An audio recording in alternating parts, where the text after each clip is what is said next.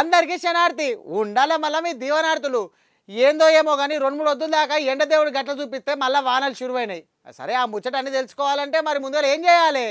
హెడ్లైన్లు చెప్పుకోవాలి. నడు హెడ్లైన్ల కాడికి. నేపాల్ దేశం నుండి సీదా మన గడ్డకు దండం పెడుతున్నారు మళ్ళా మన లీడర్లకు.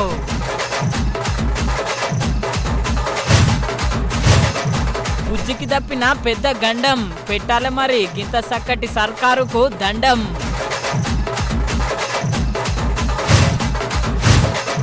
మేడారం సమ్మక్క సారక్క దగ్గరికి సీఎం రేవంత్ సారు చేస్తాడంట 150 కోట్లతోని పనులు షురు. నాదారి అడవిదారి ఇదే గోసం వల్ల ప్రతిసారి మేము చుట్టం లెక్క చూసుకుంటా పోతాం, చట్టం తన పని తాను చేసుకుంటూ పోతుంది. గాళ్ళు ఎంతగానో దోసుకున్నా పైకం ఎంత దాచుకున్నా మేము పసరు గక్కిచ్చినట్టు మొత్తం గక్కిస్తామని పూటకొక్క డైలాగులు కొడుతున్నారు షెయి పార్టీ లీడర్లు. మరి నిన్న మొన్న అంటే కాళేశ్వరం కయ్యం నడిచింది, మరి ఇప్పుడేం కయ్యం నడుతుందో ఒకసారి అరుచుకుందాం రండి.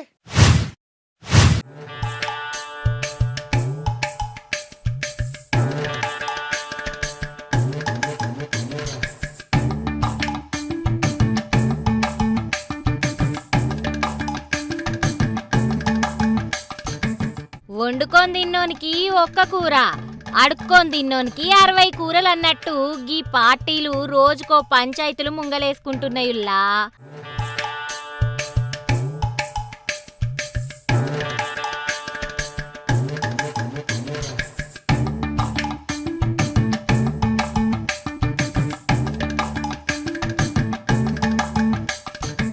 మొన్నటిదాకా కాళేశ్వరం కయ్యం నడితే ఇప్పుడు ఈ ఫార్ములా కార్ రేసింగ్ మీద గ్రూప్ 1 హైకోర్టు తీర్పు మీద జోర్ల కొట్లాట నడుస్తున్నది.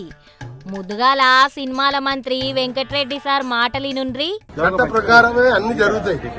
ఏ దానికైనా కమిటీ చేసినా ఆ కమిటీ రిపోర్ట్ ప్రకారం నిర్ణయాలు జరుగుతాయి తప్ప రాజకీయంగా మేము ఎవరిని కూడా కక్ష సాధింపు చర్యలకు మేము పోమని ముందే చెప్పినాం. అదే మాట పక్క రాష్ట్రాల్లో చూస్తున్నారు మీరు. రోజు 4 అరెస్ట్ అవుతున్నారు మాజీ మంత్రులు, ఎంపీలు, ప్రజెంట్ ఎంపీలు, ప్రజెంట్ ఎమ్మెల్యేలు. ఇక్కడ కూడా అరెస్ట్ అయిందా కానీ 20 నెలల్లో అన్ని ఎంక్వైరీ కమిటీలు వేసినాం. ఒక్కొక్క కమిటీ రిపోర్ట్ వస్తుంది. ఆ రిపోర్ట్ లో దోషులు తేలిన వారికి తప్పకుండా 45 కోట్ల రూపాయలు ఎలక్ట్రాన్ బాండ్ల రూపంలో వచ్చినట్టు నువ్వు చూసినట్టే నేను టీవీలో చూసినా. ఆ రిపోర్ట్ అయితే నేను చదవలేదు. అలా వచ్చిందంటే చట్టం తరఫైన తను తెలుసుకుంటుంది. ఇంకా ఎవరి జోక్యం లేదు, ముఖ్యమంత్రి జోక్యం లేదు, కోమటిరెడ్డి వెంకటరెడ్డి జోక్యం లేదు. చట్టం తన పని తాను చేసుకుంటూ పోతుంది. అలా విదేశాలకు కేబినెట్ అనుమతి లేకుండా ఇచ్చి మళ్ళా ఎలక్ట్రానిక్ బాండ్ల వాళ్ళ పార్టీకి వచ్చినట్టు బ్యాంక్ రిపోర్ట్ ఉన్న తర్వాత నువ్వు నేను చెప్పిన ఆగుతుందా? ఆగేదా అది? అందుకనే దీనిలో మా జోక్యం లేదు. చట్ట ప్రకారమే చర్యలు చేపడతాం. ఎంతటి వారైనా సరే కాళేశ్వరంలో కానీ, ఈ కార్ రేసింగ్ లో కానీ, ధరణిలో కానీ ఎట్టి పరిస్థితుల్లో కూడా దోసుకున్న సొమ్మంతా కక్కేయాలి. మళ్ళీ దోసుకున్న సొమ్మంతా కూడా రికవరీ చేసి మళ్ళా పేదల కార్యక్రమాలు చేయాలన్నదే మా లక్ష్యం. ఇన్నర్ కదా, పైసలు మింగినోళ్ళను ఎవ్వల్ని ఇడిచేదే లేదనబట్టే గీ ముచ్చట మీద కారు గుర్తు రావన్న మాట్లాడుకుంటా ఏ కేసు పెట్టుకుంటారో పెట్టుకోండ్రి అని గీ తీర్ల సవాలిస్రిండుల్లో. ఏమేస్తారో ఛార్జ్ షీట్లు, ప్రాసిక్యూషన్లు, జైళ్లు వేసుకోండి. నేను లైవ్ టీవీల ముందు మళ్ళీ చెప్తున్నా, నాకు ఎంత దమ్ముంటే నేను చెప్పాలి. ఈ దేశంలో రాజకీయ నాయకుడు అని చెప్పినాడవే, నా మీద ఏమైనా కేసు పెడితే రారాబాయి చూసుకుందాం, పెట్టు లై డిటెక్టర్ అన్నాడు 5 వరకు. నేను చెప్తున్నా రా, నేను తప్పు చేయలే, నిజాయితీగా నేను ఈ రాష్ట్రానికి ప్రతిష్ట తెచ్చే ప్రయత్నం చేసిన. పెడతావా పెట్టు కేసు, ఏమయ్యేది నీ లొట్టపీస్ కేసుతోని? ఈ లొట్టపీస్ కేసుతోని, లొట్టపీస్ ముఖ్యమంత్రి గారితోని మాకేం ఫరక్ పడది. ఆయన ఏం చేసినా, ఎన్ని కథలు పడ్డా మేము ఇట్లనే పిల్లల తరపున కొట్లాడతాం, రైతుల తరపున కొట్లాడతాం, నువ్వు ఇచ్చిన హామీల కోసం, మహిళల కోసం కొట్లాడతాం. మేం మాత్రం కాంగ్రెస్ ప్రభుత్వాన్ని వదిలిపెట్టం కాక వదిలిపెట్టం. 6 గ్యారంటీలు అమలయ్యేదాకా, నీ 420 హామీలు నెరవేర్చేదాకా నిలదూస్తూనే ఉంటాం, నిజాన్ని బయటికి లాగుతూనే ఉంటాం. ఇన్నర్ కదా, ఈ ఫార్ములా కేసు కొట్లాట గిట్లుంటే గ్రూప్ 1 పరీక్షలు ఆగమాగం పెట్టిండ్రని గియాల పెద్ద లడాయి చేసిండ్రుల్లో కార్ గుర్తు పాటోళ్ళు. Telangana public service commission Revanth Reddy ఆధ్వర్యంలో నడుస్తున్న ఈ సంస్థ ఆ పేపర్లు దిద్దడం కూడా చేతగాలే. ఇది వాస్తవం. ఈయన ఒక కాంగ్రెస్ నాయకుడికి ఫోన్ చేసి ఏంది సార్ మా పరిస్థితి అంటే, ఆయన అన్నాడంట, చూడయ్యా ట్రాన్స్ఫర్కు 30 లక్షలు నడుస్తున్నది రేటు ఇప్పుడు కాంగ్రెస్ ప్రభుత్వంలో. షాబాద్ నుంచి పరిగి పోవాలంటే 30 లక్షలు, షాద్ నగర్ నుంచి హైదరాబాద్ రావాలంటే 30 లక్షలు, మహబూబ్ నగర్ నుంచి గాంధీనగర్కు రావాలంటే 30 లక్షలు లంచం ఇస్తేనే ట్రాన్స్ఫర్ చేస్తాం. మా ఇల్లు గూనెపెక్కుటిల్లు, ఇదే షాబాద్ బండలు వేసుకొని కురుస్తున్న ఇళ్ళలో బతుకుతున్నాం. నేనన్నా ఓ చిన్న కానిస్టేబుల్ అవుతా, ఒక ఆఫీసర్ అవుతా, నా వల్ల మా కుటుంబానికి గౌరవం వస్తుంది, కొంచెం ఆమ్దాని వస్తుంది, జీతం వస్తుంది అని చెప్పి ఎంతోమంది లక్షలాది మంది బిడ్డలు ఇలా హైదరాబాద్ నగరంలో చదువుకుంటుంటే వాళ్ళు రాసిన పరీక్షల పేపర్లు కూడా దిద్దలేని దద్దమ్మల ప్రభుత్వం రేవంత్ రెడ్డి ప్రభుత్వం. మిత్రులారా, ఇన్నరు కదా గది ముచ్చట. గీ పార్టీల కొట్లాట గిట్లుంటే యూరియా కోసం పోలీస్ అన్న కాళ్ళు మొక్కిండుల్లో రైతన్న.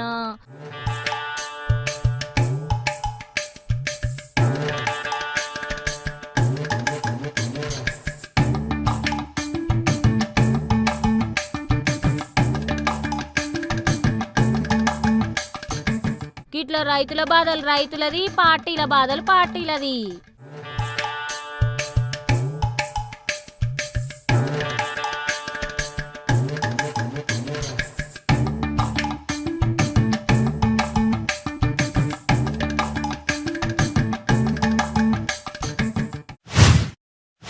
మనం పొద్దుగాల గింత షాయి తాగాలన్నా, మనం పనికి పోవాలన్నా, ఆఖరికి యాస్టకి వచ్చి ఏ ఊరికి పోవాలన్నా రోడ్డు ఎక్కాల్సిందే కదా.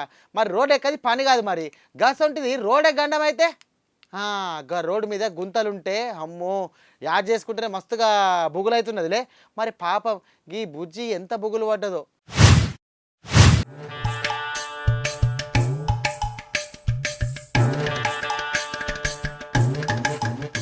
కోటీశ్వరుల బిడ్డలు, లీడర్ల బిడ్డలు అడుగు కింద పెట్టకుండా నడతారేమో గాని మన బీదోళ్ళు పని చేసుకోవాలన్నా, మన చిన్న చిన్న పోరగాళ్ళు స్కూళ్ళకు పోవాలన్నా రోడ్ల మీదే నడవాల్సిందే.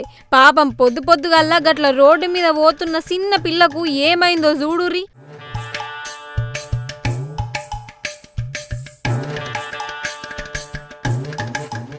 చూసిండ్రు కదా డ్రైనేజీ గుంతల వాడే. పాపం పసిపిల్లకు ఏం తెలుసు మన దగ్గర రోడ్ల మీద గిట్ల డ్రైనేజీ గుంతలు ఉంటాయని. పాపం చూసుకోకుండా పోతే గింత పని అయింది.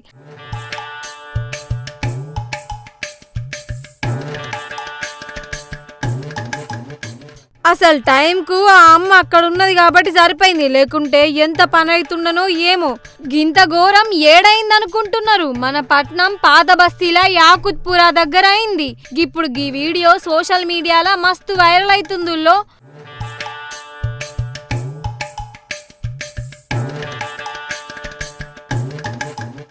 ఈ వీడియో చూసిన వాళ్ళందరూ సర్కారు మీద దుమ్మెత్తి పోతారు. ముందే ఆనకాలం డ్రైనేజీ గుంతలు ముందే చూసుకోవాలి కదా. గిట్లా సోమరి పనులు చేసి ఎవరి ప్రాణాలు తీస్తారని మస్తు గరమైతున్నారు.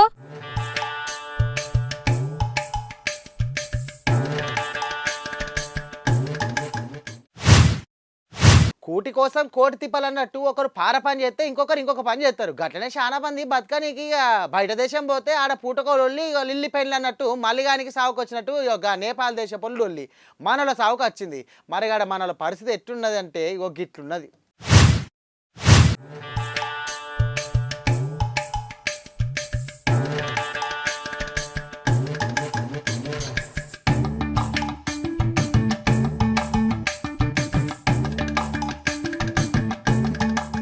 నేపాల్ దేశంలో ఎన్నో పాపాలు చేసిండ్రు అని చెప్పి లీడర్ల మీదకి పెద్ద లడాయి చేసిండ్రు కదా.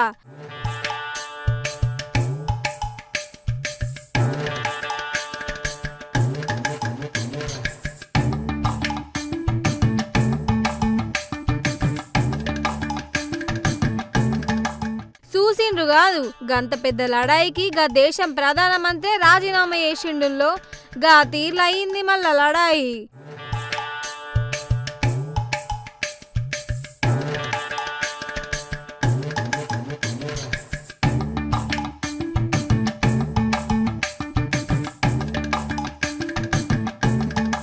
గాడ ఉన్న మన తెలుగోళ్ళు అయితే మస్తు తిప్పల పడుతున్నారు. అసలు నేపాల్ దేశం మొత్తం బంద్ పెట్టిండ్రు ఆడ ఉన్న పోలీసోళ్ళు. దేశం మొత్తం పెట్టిర్రు గాని మెల్లమెల్లగా గాలి మోటార్లు అయితే నడుస్తున్నాయి.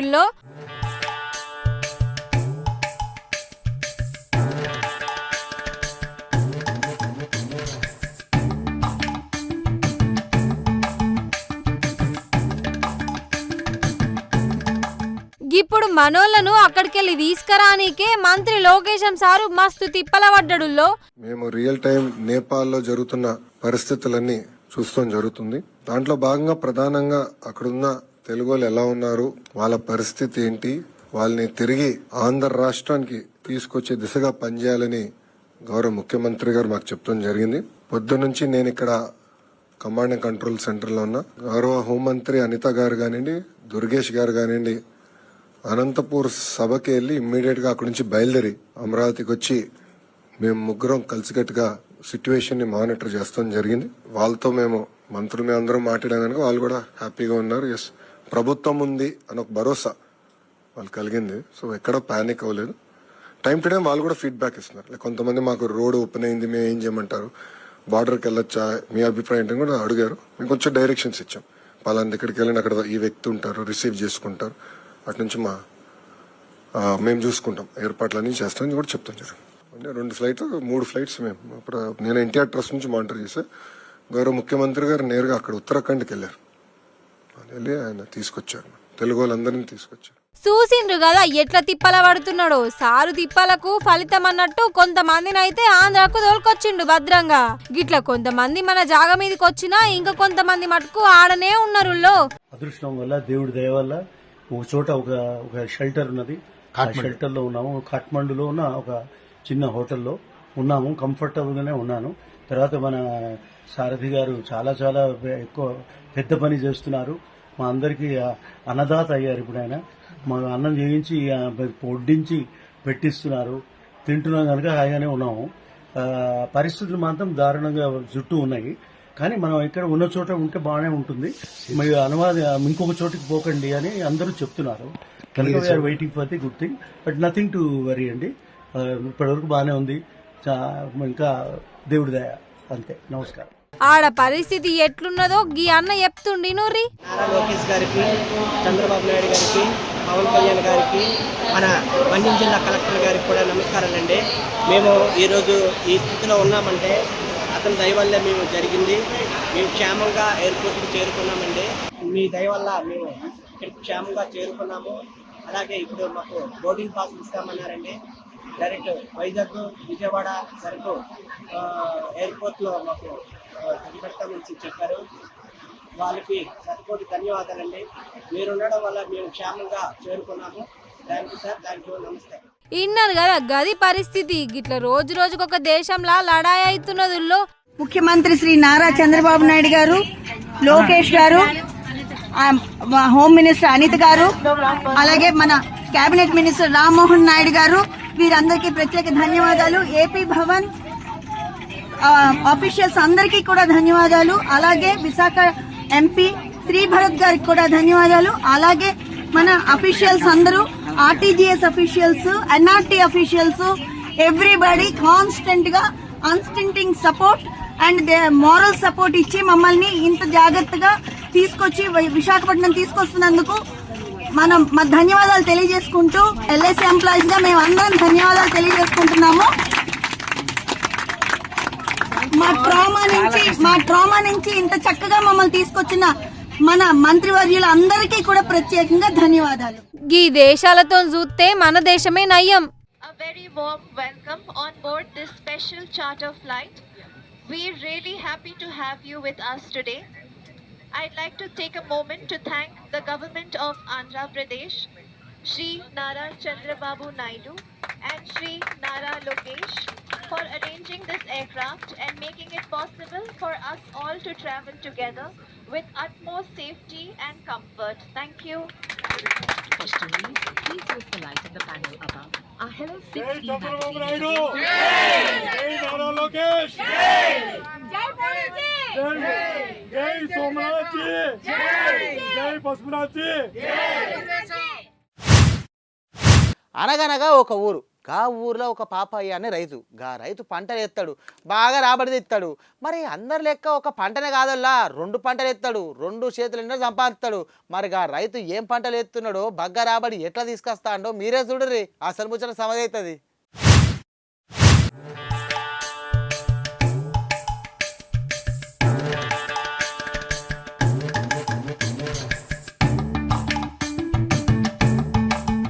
అగో చూస్తున్నారు కదా, మంచిగా పత్తి చేను చేతు కానవెరిగింది.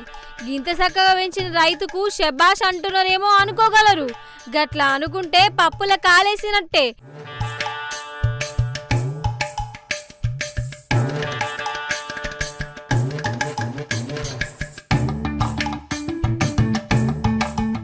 గీ ముందు చూపు గల్ల రైతు పేరు పాపయ్య, సంగారెడ్డి జిల్లా న్యాల్కల్ మండలం. పత్తి చేను పెంచితే ఏం వస్తది, పక్కకు గింత గంజాయి మొక్కలు పెంచుకుందామని గిట్ల నడమ గంజాయి చెట్లు పెంచి గంజాయి బ్యాచ్ కు ఆదర్శంగా నిలిచిండుల్లో.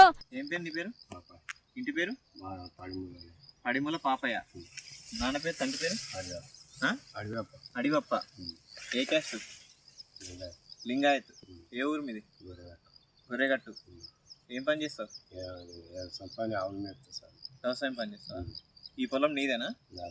ఎంత సర్వే నెంబర్ ఎంత? సర్వే నెంబర్ తెలదా? పాస్బుక్ ఉందా? బ్యాంకులో ఉంది.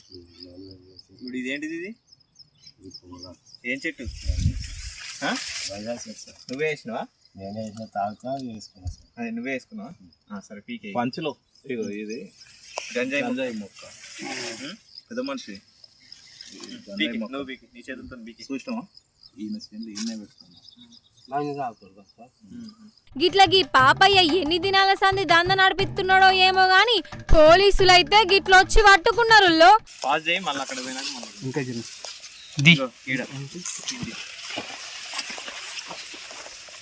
ఇంకా చిన్నది శుభాషి పేరు పీకే. అక్కడ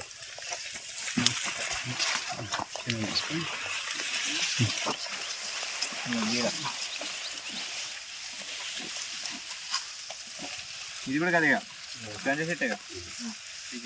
అయినా గీ తాతకు ఎంత సోయి లేకుండొచ్చును. చిన్న చిన్న పిల్లగాళ్ళు గీ నడుమ గంజాయికి అలవాటు పడి ఆగమాగమైతున్నారు. ఆ లాగమవుడే కాదు, పబ్లిక్ ను కూడా ఆగం చేస్తున్నారు. అంటే పేరుకు తగ్గట్టే ఉన్నాయి పాపయ్య నీ పనులు. ఏం పెద్ద మనిషో ఏమో గాని ఇప్పుడు గీ ముచ్చట సోషల్ మీడియాలో మస్తు వైరల్ అవుతుందుల్లో. సారీ గవర్నమెంట్ ఒప్పుకోలేదా సార్? ఇది ఒప్పుకునే విషయం, ఇది ఒప్పుకునే విషయం కాదుగా సార్. మనకు పానం బాగాలేకపోతే ఏం చేస్తాం? చక్కగా 108కి ఫోన్ కొట్టి, సార్ మా తాత పానం బాగాలేదు, జర జల్దీ రండి అని అంటాం. ఇక అంబులెన్స్ జల్దీ రాదనుకో, ఎవరో కారు మాట్లాడుకొని పోతాం. అది కుదరకపోతే ఆటో మాట్లాడుకొని పోతాం. అవునా? ఇక ఇప్పుడు గిన్ని సవలతులు ఉన్నాయి. మళ్ళీ ఏమంటారు మరి? కానీ ఒక తాన ఇంకా వెనకటి కాలం కష్టాలే ఉన్నాయట. చూద్దాం ఒకసారి రండి ఏందో.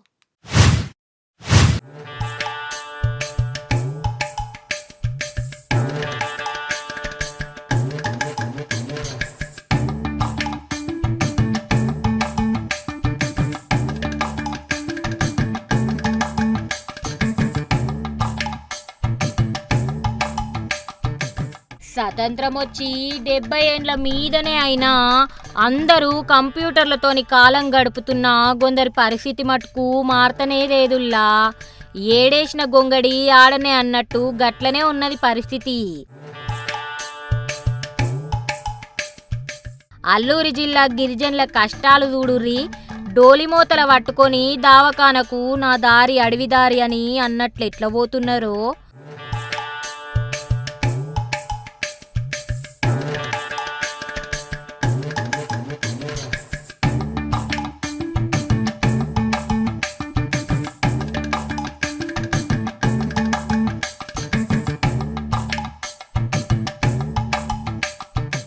చూసిండ్రు కదా, చెట్లు పుట్టలు దాటుకుంటా తొవ్వ పట్టుకొని ముంగల్కి పోతున్నారు.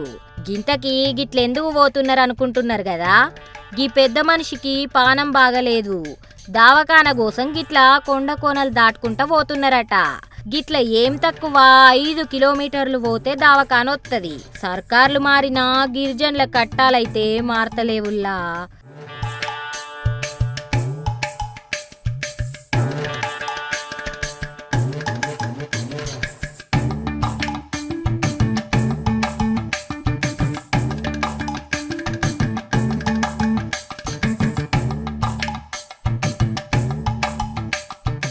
గీ ముచ్చట ఎరికైన వాళ్ళందరూ సీఎం చంద్రబాబు సార్కు, మన చిన్న సీఎం పవన్ కళ్యాణ్ సార్కు, మళ్ళొచ్చే ఏటకల్లా అల్లూరి జిల్లాల గిరిజనులకు రోడ్లెయ్యుర్రి సారు అని దండం పెట్టుకుంటున్నారట.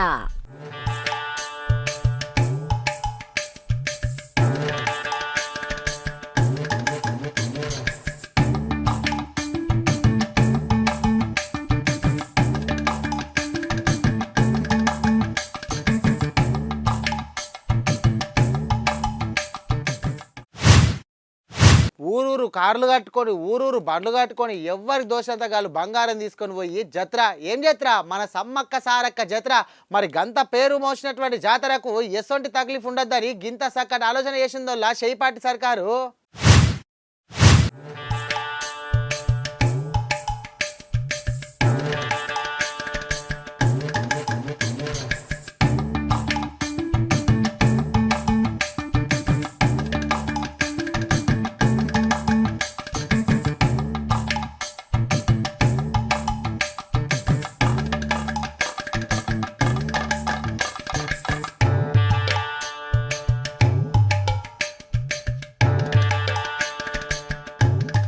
రెండేండ్లకు పారి అయ్యే జాతర, ఒక్కటే పారి 1 కోటి మంది మీదనే భక్తులు వచ్చే జాతర, గా అమ్మలను బంగారంతోని గొలుసుకునే జాతర మన మేడారం సమ్మక్క సారక్క జాతర. గీ తాప ఎట్లయినా జాతర జబర్దస్తు చెయ్యాలని చెప్పి సీదా ముఖ్యమంత్రి సారే మేడారం పోతున్నాడులో.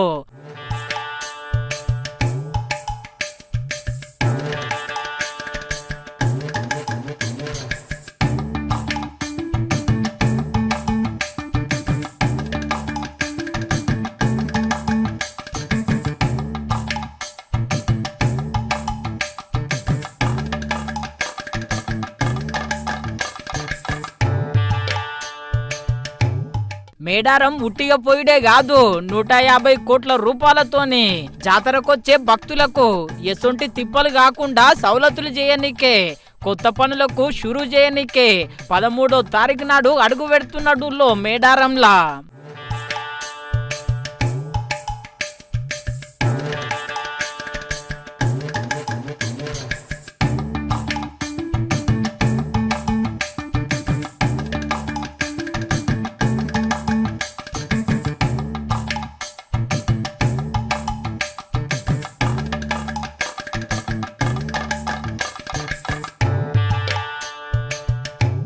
సీఎం సారు మేడారంలా అడుగు పెట్టక ముందే మంత్రి సీతక్క గిట్లా మస్తు ఏర్పాట్లు చేస్తున్నదుల్లో.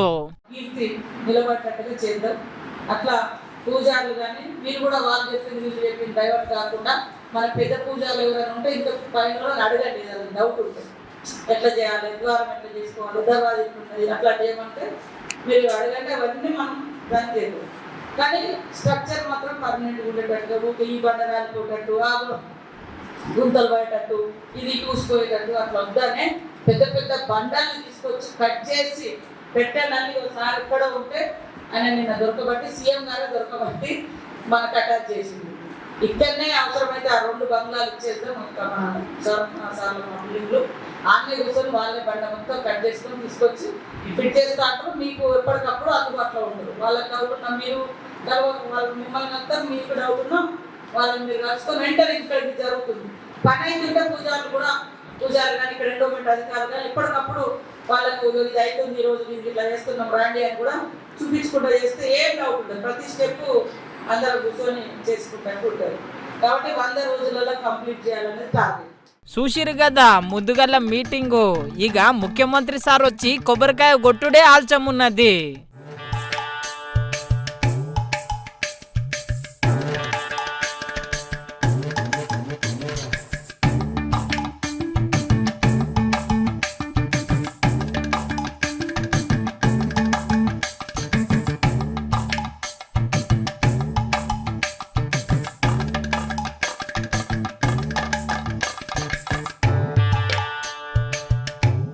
ప్రపంచంలోనే పేరు మోసిన జాతర మన మేడారం సమ్మక్క సారక్క జాతర. ఎంత గొప్పగా అయితే గంత మంచిది. మళ్ళా చూడాలి ఈ తాపకు కాంగ్రెస్ సర్కారు ఎంత గొప్పగా చేస్తుందో జాతర.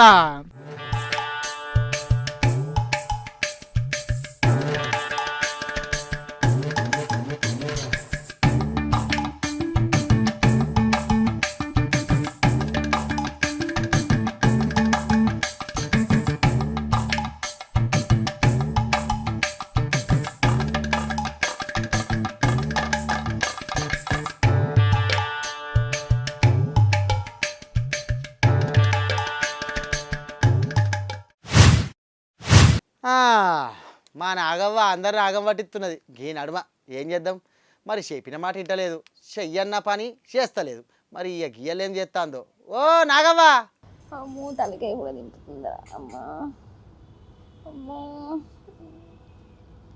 అయ్యా అమ్మా నిద్దంతా గుంజుతుంది కడుపంతా నొత్తుంది.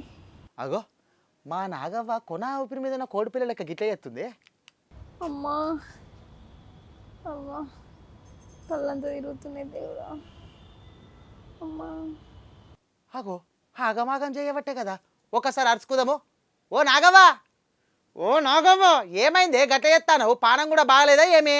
అయ్యో దేవుడా ఏం చెప్పాలిరా టిల్లుగా, నిన్న నీకు భాగ్యం నాకు తెలియకుండా బయటకు ఈ మంచూరియా బిర్యానీ అని తిన్నా. ఇక తిన్న సంది కక్కుడే కక్కుడు పోతానే ఉన్నా అత్తనే ఉన్న బాత్రూంలకు ఏం చేయను అర్థమవుతలేదు. మొత్తం నెత్తంతా తిరుగుతుంది. అబ్బా శాతం అవుతలేదు రా టిల్లు. ఇక మళ్ళీ కక్కచ్చినట్టు అవుతుంది అంత ఎట్టను అవుతుంది రా దేవుడా. మాట్లాడేందుకు కూడా ఓపిక లేదురా అయ్యా. మంచిగా అయింది నీకు గట్లనే కావాలి. నాకు చెప్పకుండా తిన్నందుకు దేవుడు గట్లనే చేసిడు నీకు గిట్లనే కావాలి.